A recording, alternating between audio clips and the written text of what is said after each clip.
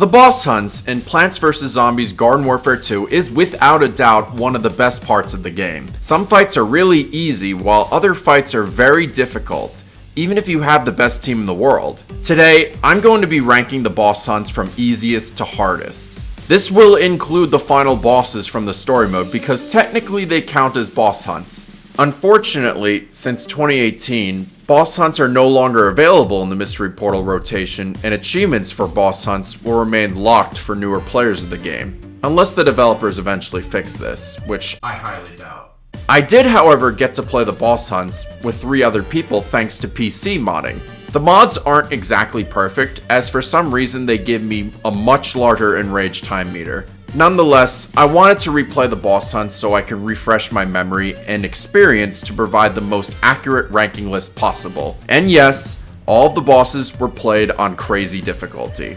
I want to thank Gamer King, Sustained, and Samuel for helping me with the boss hunts. Without further ado, here are all the Garden Warfare 2 boss hunts from easiest to hardest. Let's begin. Number 6 goes to Royal Hypno-Flower.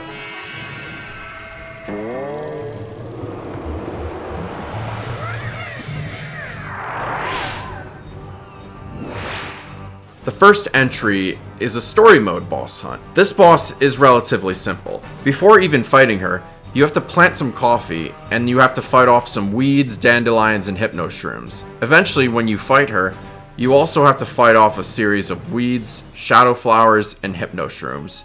She is a modified sunflower queen.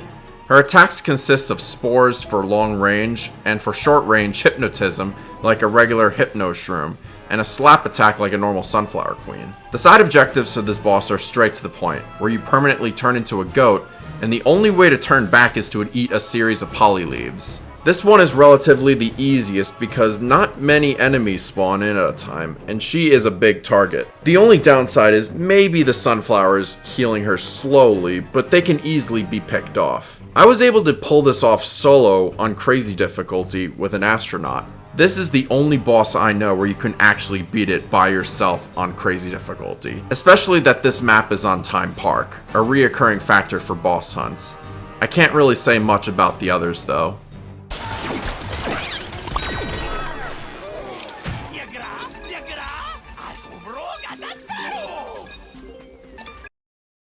Number 5 goes to Captain Smasher.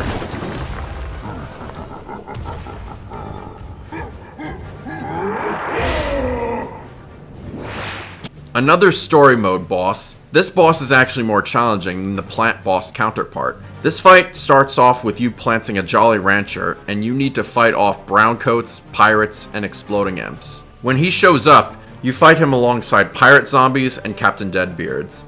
He is a modified Gargantuar. His attacks consist of a long-range explosive cannon attack, and like a normal Gargantuar, he has a short-range smash attack and a charge smash.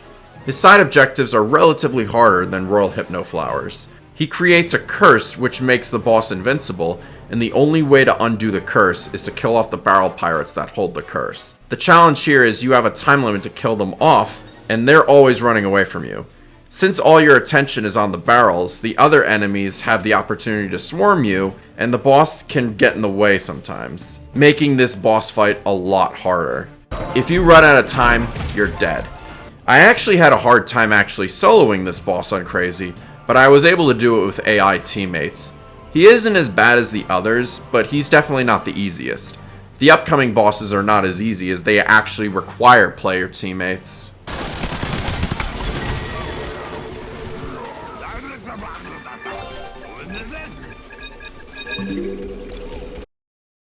Number 4 goes to Brothers Gnomus. Hello, GameStar.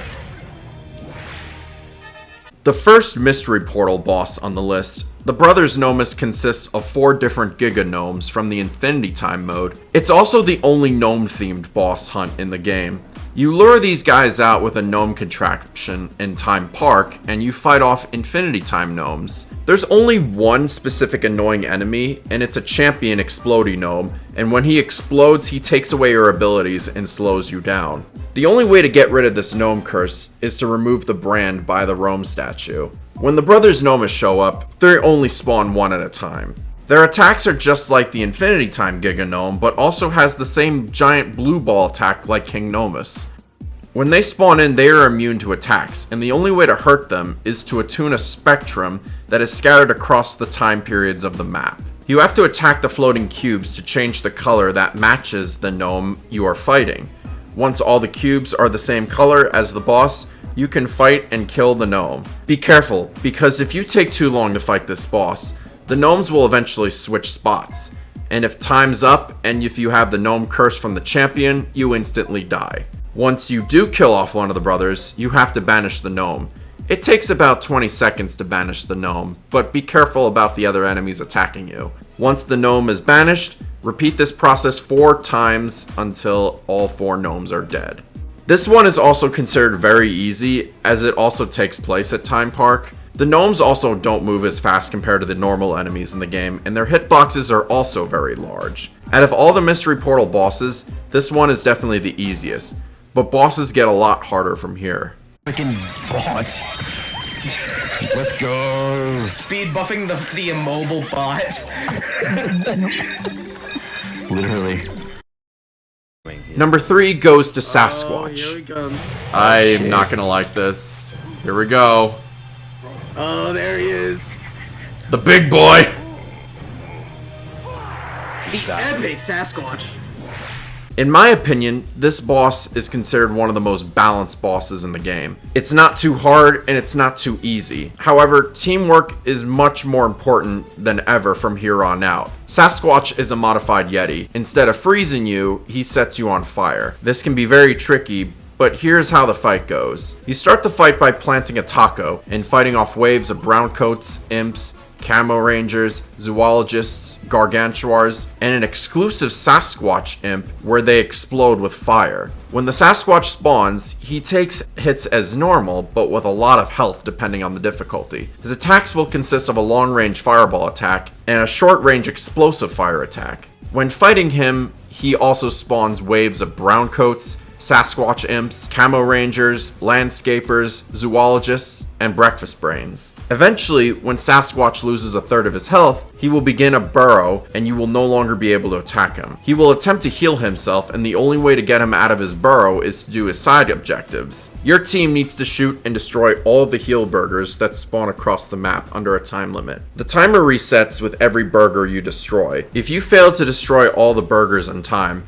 Sasquatch heals himself, and your team has to damage his healed health so he could burrow again. The game also spawns in a Gargantuar to punish you, so try not to fail the timer. When you destroy all the burgers, your team needs to capture an objective before the timer goes off. The more people on the objective, the faster the point gets captured. Be careful about the Berserker All-Stars trying to tackle you off the point.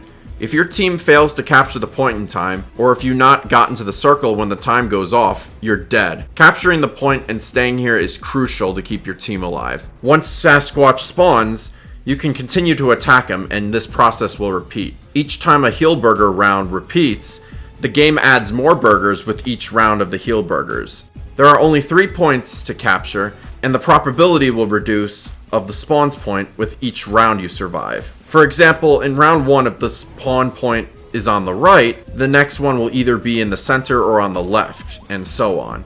When Sasquatch is on a third of his life left, he will call for help and spawn 2 Gargantuars before spawning his last round of heal burgers. If you are way too overwhelmed, it can be hard. The sandwich! The sandwich! It takes a while to understand the pattern, but once you get the hang of it, this boss isn't so bad. Get him! There we go! That was our first try, and I got the achievement boss battle boss! Number 2 goes to Spooky Squash. Hey, it's your best friend. This guy is really hard, but believe it or not, he is not the hardest boss. This is a very unforgivable boss fight though. This is one of the 2 boss hunts where even if you have 4 teammates and one makes a mistake, it can make your entire team lose. Spooky Squash's fight starts off by planting Halloween candy in Aqua Center and fighting off weeds, dandelions, chomp things, and a stump. Once Spooky Squash appears, He has way too much health to even make a dent into his health bar. The real way to hurt Spooky Squash is to do his side objectives. 2 teammates need to sit on top of 2 different tombstones in order to anchor a guardian. The guardian is a champion Giga Torchwood.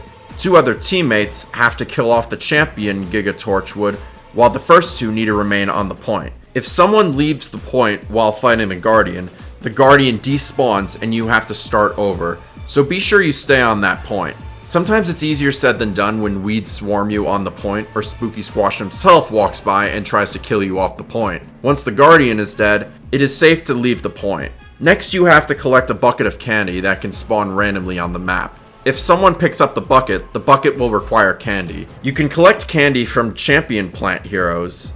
They could either be a rock pea, a rose, a chomp thing, a mob cob, a citron, a vampire flower, or a camo cactus. You also have a time limit to kill each plant champion, and the timer resets so you can kill the next one. Make sure the guy holding the bucket eats the candy. If someone who does not have the bucket eats the candy, not only will that person immediately die, but the timer does not reset after killing the champion, which could lead to everybody dying. If the guy holding the bucket dies, everyone dies. It is very easy to lose when doing these objectives, so be careful. Once all the champions are dead and the bucket eats 3 pieces of candy, everyone will get a sugar rush, where everyone's damage is severely boosted and can actually make a dent into Spooky Squash's health. You only have 30 seconds of this sugar rush, so try to attack him as much as you possibly can. Sometimes Spooky Squash will send weeds, roses, rock peas, chomp things, mob cobs, camo cacti, vampire flowers, and citrons. Spooky Squash has a series of attacks where he has both a long and short range fire attack and a short range stun attack that only lasts a few seconds. Spooky Squash can tank a lot of health, so you need to be careful about that too. Once the sugar rush timer is up, the process will repeat itself. After the second sugar rush, Spooky Squash will call in for help by calling in 2 stumps. If your team is quick enough and kill Spooky Squash on 2 rounds, they will not spawn. However, if your team does not know what they're doing and make really stupid choices, your team will definitely lose. This boss was very unforgiving and sometimes rage-inducing. It's why it became such a huge meme on my channel. However, there is a boss fight that is much worse than this.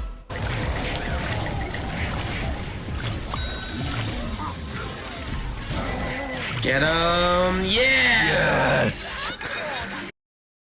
And finally, number 1 goes to the Yeti King. Epic moment. Oh, is he gonna dab? He's gonna do a really cool move. Oh my god. Back in 2016, guys. He is officially the hardest boss in the game. The constant freezing, the amount of enemy spam, and how much you need to rely on teamwork is why I put this boss over Spooky Squash. Yeti King is the most unforgivable boss hunt in all of Garden Warfare 2. The boss starts off in Frosty Creek, and you can spawn in an ice cream cone. There you have to fight off browncoats, Arctic troopers, Yetis, and a huge amount of Yeti imps. Once the Yeti King spawns, you can attack him as normal, but again, he has way too much health to even hurt him. When he starts dancing, there's really no point in attacking him anyway, as he is invincible. Like Spooky Squash, there are a series of objectives you need to follow in order to hurt him, except they are harder. The game will also spam you with enemies that will constantly freeze you, including Arctic Troopers, AC Parries, Goalie Stars, and endless Yeti Imps. Your team has to destroy ice cream popsicles around the map within a limited time, just like the Heelburgers in Sasquatch.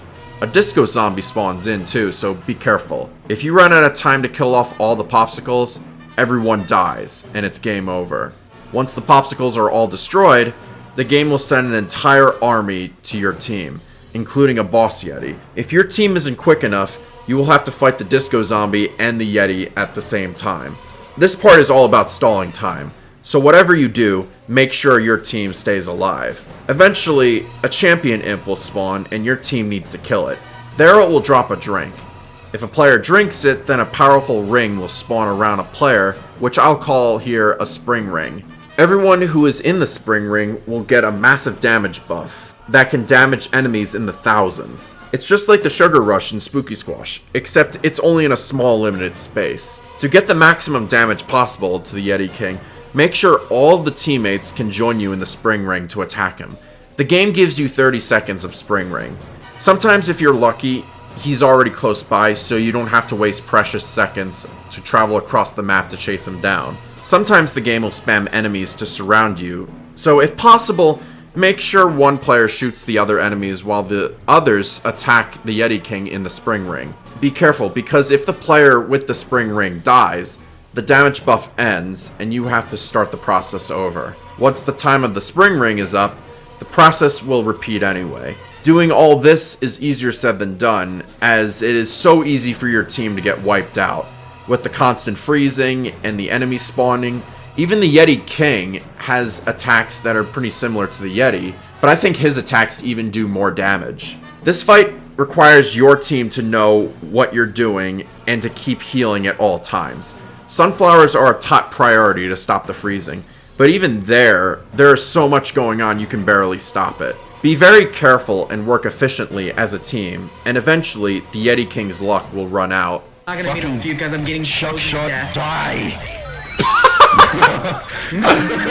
Oh, jeez.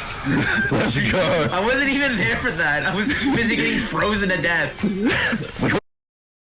And there you have it. That is my official rank list for Garden Warfare 2 boss hunts. I hope you guys have enjoyed this video because I did enjoy making it. Do you agree with my list? Let me know down in the comments below. Thanks everybody for watching, and I'll see you all next time.